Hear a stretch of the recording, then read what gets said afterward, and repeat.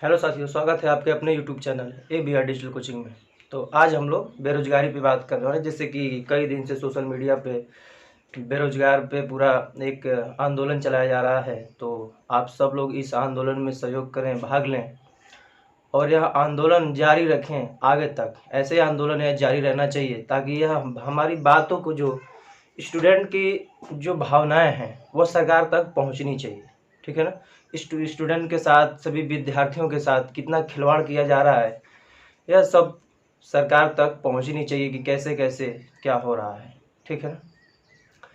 इस आंदोलन से कुछ प्रभाव पड़ा है कि SSC ने अपना कुछ डेट, जो रिजल्ट की डेट, जो पीछे एग्ज़ाम हो चुके हैं उनकी डेट जारी भी कर दी है। लेकिन यह एक सरकार द्वारा हमको लॉलीपॉप दिया जा रहा है कि हम इससे संतुष्ट हो जाएं, अपना आंदोलन बंद कर दें। नहीं, यह आंदोलन अभी बंद नहीं होगा जब तक कि हम लोगों की जो है कि पूरा जो मांग, डिमांड पूरी नहीं होती है कि कैसे क्या एग्ज़ाम होना है।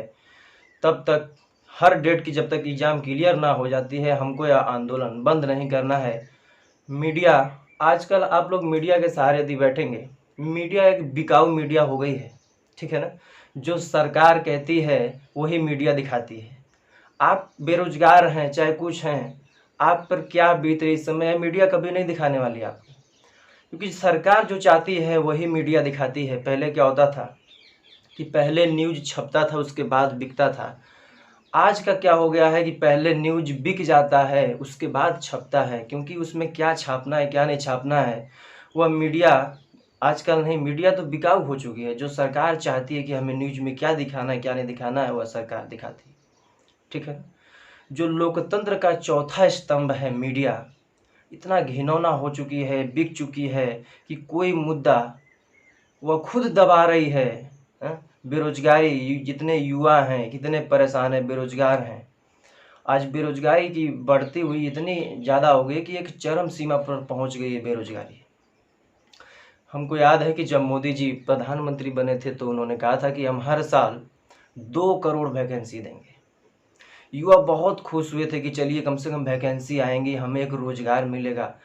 जो हमारा एक सपना है कि हमें एक सरकारी नौकरी मिले, हम उसमें सरकारी नौकरी मिल जाएगी, हम थोड़ा अच्छे हो जाएंगे, अच्छे लेवल पर पहुंच जाएंगे।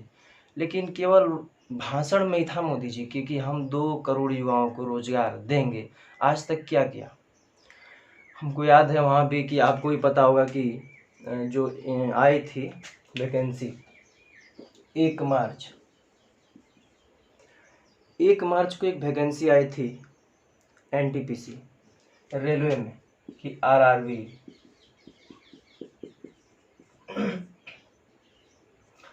RRB NTPC का जो वैकेंसी नोटिफिकेशन आया था 1 मार्च को आया था, और इसका ऑनलाइन भी स्टार्ट हुआ था 1 मार्च से, और 31 मार्च तक इसका ऑनलाइन ख़त्म भी हुआ था।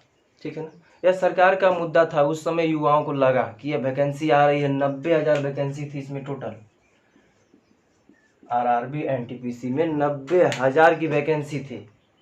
युवाओं को लगा कि यह सरकार हमारे लिए 90,000 वैकेंसी निकाल रही है। उसके बाद मार्च के बाद अप्रैल में क्या था, चुनाव था। यह तो एक चुनाव का मुद्दा था कि हम वैकेंसी निकाल रहे हैं, हमको वोट मिलेगा। युवा जितने हैं, युवा दल, हम अगर वैकेंसी निकालते हैं तो युवा हमको वोट देंगे, चुनाव मिलेगा। क्या हुआ, आज तक इसका कुछ पता नहीं चला। फॉर्म भरवा लिए गए, हमसे 500-500 रुपये भी ले लिया गया, लेकिन इसके एग्ज़ाम की डेट, चाहे इसका कुछ नोटिफिकेशन, कुछ नहीं पता चला।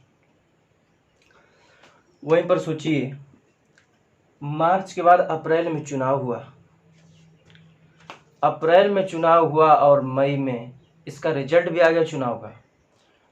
लोग MLA बन के, सांसद बन के सांसद भवन में घुस गए, दिल्ली पहुंच गए, आराम से ज़िंदगी काट रहे अपनी दिल्ली में, सैलरी आ रही उनकी। हम क्या है, मार्च में अभी तक फार्म भरे, आज तक एग्ज़ाम ही इसका कंडक्ट नहीं हो पाया, आज तक हम एग्ज़ाम नहीं दे पाए। हम कहाँ से इसको, कहाँ से बेरोजगारी ख़त्म होगी। मैं आपको बता दूं, आज रेलवे कहती है कि हमारे पास इसके बाद भी एक फॉर्म आया था 1 अप्रैल को, ग्रुप D रेलवे में ही। इन दोनों वैकेंसियों में मिलाकर लगभग 3 करोड़ फार्म पड़े हैं। 3 करोड़ युवाओं जो बेरोजगार युवा हैं, इन दोनों वैकेंसियों में मिलाकर 3 करोड़ फॉर्म फिलअप हुए हैं। एक फॉर्म की फीस जो थी 500 रुपये। सोचिए आप लोग कि एक फार्म की जो फीस थी 500 रुपये, 3 करोड़ फार्म पड़े। इसको यदि हम 500 से मल्टीप्लाई करें तो 5 तियां 15 करोड़ हो जाएगा। चलिए इसमें भी 15 करोड़ में हम मान लेते हैं, क्योंकि जर्नल और ओबीसी का फीस 500 था और बाकी एससी और एसटी की 250 थी। तो मान लेते हैं कि 1500 ना होकर के उनके पास उस समय जो नगद पैसा इकट्ठा हुआ था, कम से कम 13 करोड़ रुपए नगद पैसा इकट्ठा हुआ था इस 2 वैकेंसियों के फॉर्म से। आपके पास 13 करोड़ रुपए विद्यार्थियों ने दिया, हमने खुद 500 रुपये दिया है, इसमें अपने फॉर्म फिलअप करवाया है। हमारे जैसे कितने भी और किसान मजदूर के बेटे 500 रुपये, या 500 रुपये किसके हैं? किसी अमीर के नहीं है, ये सब गरीब के हैं, जो किसान के बेटे मजदूर के बेटे हैं, उनके या 500 रुपये हुए हैं और 13 करोड़ इकट्ठा हुआ है। क्या हुआ इस 13 करोड़ का? हमें जवाब दीजिए कि इस पैसे का क्या हुआ। आज तक आप ना एक एग्ज़ाम का नोटिफिकेशन लाए, ना एग्ज़ाम के बारे में कुछ पता है, और इतना पैसा आप होते कौन है हमारा पैसा लेकर रखने वाले हैं? कौन होते हैं आप पैसा लेकर हमारा यहाँ रखने वाले कि 13 करोड़ रुपए आप लेकर रखे हुए हैं? क्या किया आप इस 13 करोड़ रुपए का कि आज रेलवे कह रही है कि हमारे पास इतनी व्यवस्था नहीं है कि हम 3 करोड़ बच्चों का एग्ज़ाम करा पाए। जब आपका चुनाव हुआ था अप्रैल में 55 करोड़ मतदाताओं ने 55 करोड़ मतदाताओं ने अपना मत दिया था। यानी चुनाव आयोग के पास इस 55 करोड़ मतदाताओं की व्यवस्था करने के लिए, मतदान करने के लिए व्यवस्था कर लेते हैं, इतनी टाइट सिक्योरिटी के साथ व्यवस्था कर लेते हैं 55 करोड़ लोगों का। उसके बाद एक आध महीने के अंदर इसका रिजल्ट भी आ जाता है। सांसद बन के दिल्ली पहुंच गए, आराम से ऐश कर रहे हैं, सांसद बन में दिल्ली में सैलरी उतार रहे हैं, आराम से ठाट बाट से अपना रह रहे हैं। इन युवाओं के साथ खिलवाड़ किया जा रहा है ना। 55 करोड़ चुनाव आयोग 55 करोड़ लोगों का मतदान करा सकती है, लेकिन जो चयन आयोग है वो 3 करोड़ बच्चों का एग्जाम नहीं करा सकती। काहे की ऐसी राजनीति बनाए हैं आप लोग कि 55 करोड़ का मतदान भी हो गया, 1 महीने बाद रिजल्ट भी आ गया, लेकिन आज 1.5 महीने हो गए, अरे 1.5 साल हो गए इस वैकेंसी को आए हुए, फॉर्म फिलअप किए हुए, और आज तक आपने 3 करोड़ बच्चों का एग्जाम नहीं करा पाया। अब सोचिए यहाँ 13 करोड़ आप इकट्ठा किए, यदि 1.5 वर्ष का यदि हम इसमें ब्याज निकालें, हमारे गांव में जो फुटकर ऐसे ब्याज चलता है तो 6-7% चलता है महीने का, मंथली का। चलिए कोई बड़ी मोटी रकम है तो 4 से 5% ब्याज चलता है। यदि हम इसमें 4% ही ब्याज लगाएं, 4% ही ब्याज लगाएं तो 12 महीने का 12 चौके 48% और 6 महीने का 6 चौके 24%, यानी 48 और 24 आप इस 13 करोड़ का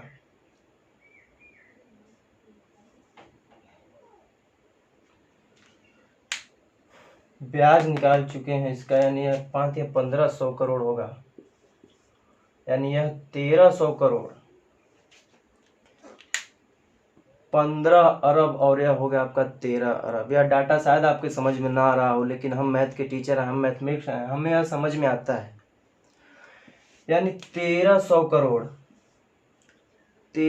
करोड़ का 72% आप ब्याज ले चुके हैं। यदि इसका 72% निकाल दिया जाए, 13 दूनी 26 को 6 और हासिल कितना लगा 2, 13 सत्ते 91, 92 और 93,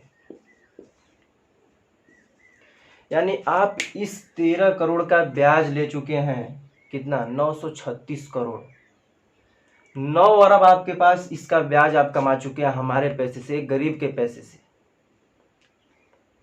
ठीक है, ये अब इतना ब्याज हो गया, इतना पैसा हो गया, इतना पैसा होने के बावजूद रेलवे आज कह रही है कि हमारे पास वेंडर नहीं है एग्जाम कराने के लिए, हमारे पास इसकी व्यवस्था नहीं है एग्जाम कराने के लिए। तो काहे को 500 रुपये ले लिए भाई? जब आपके पास एग्जाम कराने का व्यवस्था ही नहीं था, 500 रुपये काहे के ले लिए? अभी कोरोना आपका आया, इस साल आया मार्च में, कोरोना से पहले 1 साल हो चुका था इस वैकेंसी को। अब आप भी लोग कहेंगे कोरोना में कैसे एग्जाम होगा, लेकिन कोरोना अभी तो मार्च में आया है ना। ये 1 मार्च को इसका फॉर्म, 31 मार्च तक इसका लास्ट डेट थी। 1 साल हो गया, क्या आपको एक वेंडर नहीं मिला? मजाक बना रखे हैं आप युवाओं को। यदि समझ लीजिए कि युवा अगर बिगड़ गया ना, युवा बिगड़ गया तो उसको संभालना मुश्किल हो जाएगा, क्योंकि तलवारों की साया से इतिहास बदलता है। तलवारों की साया से इतिहास बदलता है, और जिस ओर जवानी चलती है उस ओर जमाना चलता है।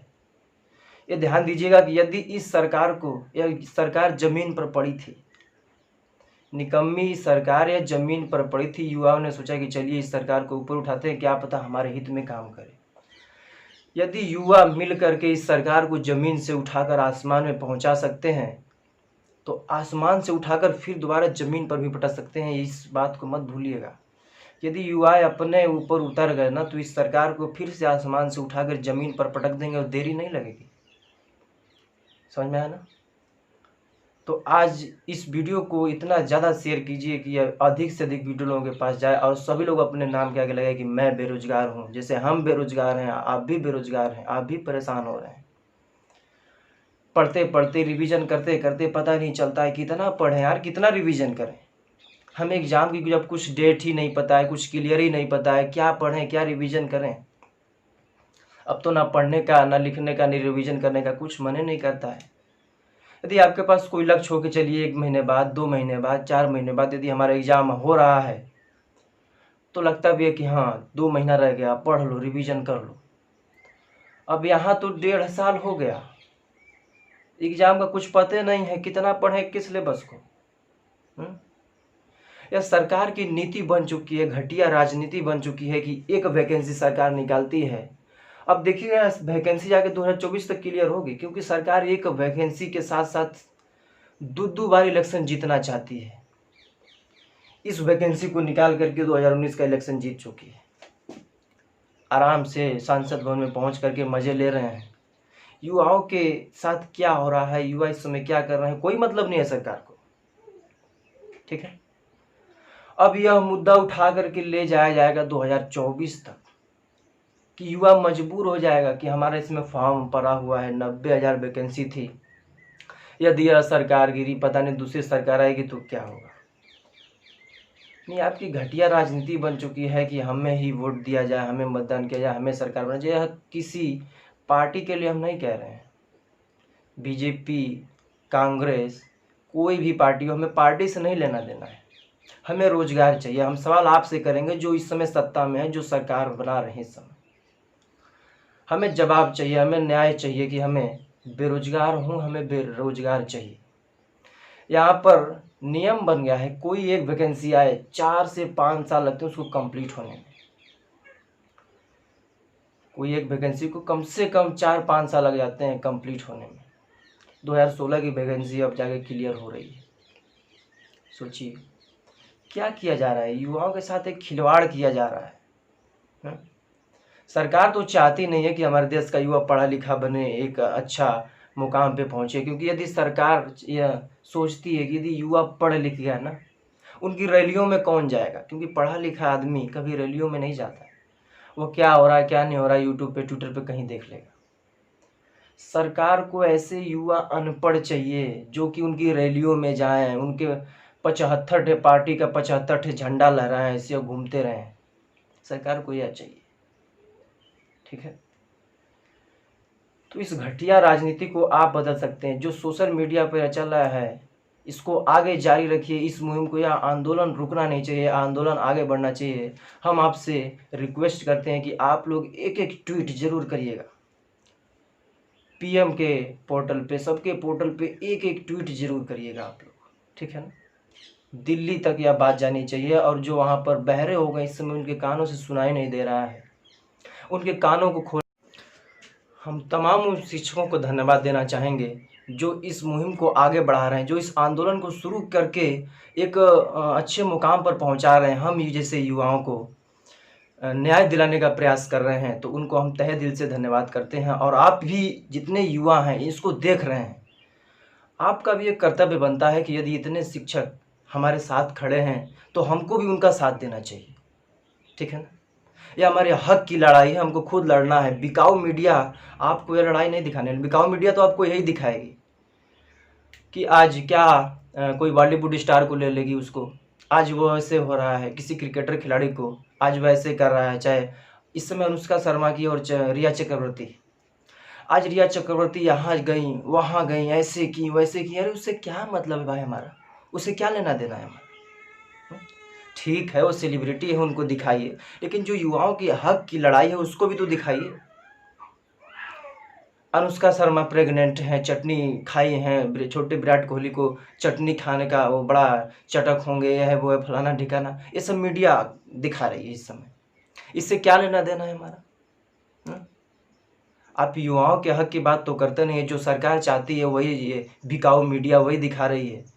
तो आपको साबित कर देना है कि यदि मीडिया कुछ ना करे तो हम सोशल, ठीक है ना, सोशल मीडिया के जरिए हम लोग इस मुहिम को आगे बढ़ा रहे हैं। और आपको कहीं पर जा कर के कहीं अनशन नहीं करना है, कहीं रोड प्रदर्शन नहीं करना है, आपको ऑनलाइन मुहिम चलाना है।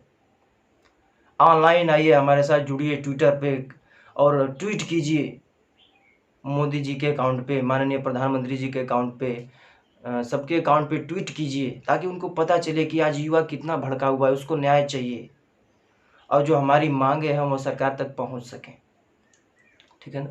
तो इसमें आप सबका सहयोग चाहिए, सबका साथ चाहिए, ठीक है। तो चलिए धन्यवाद। और हाँ, इस वीडियो को इतना शेयर करिए, इतना शेयर करिए कि युवा, एक एक युवा तक ये वीडियो जाए और ये वीडियो आगे तक पहुंच जाए, एक एक नेता तक जाए, एक एक बहुत सब लोग देखें इसको और सोचें कि आज युवा कितना भड़का हुआ है, ठीक है ना। ठीक है, धन्यवाद।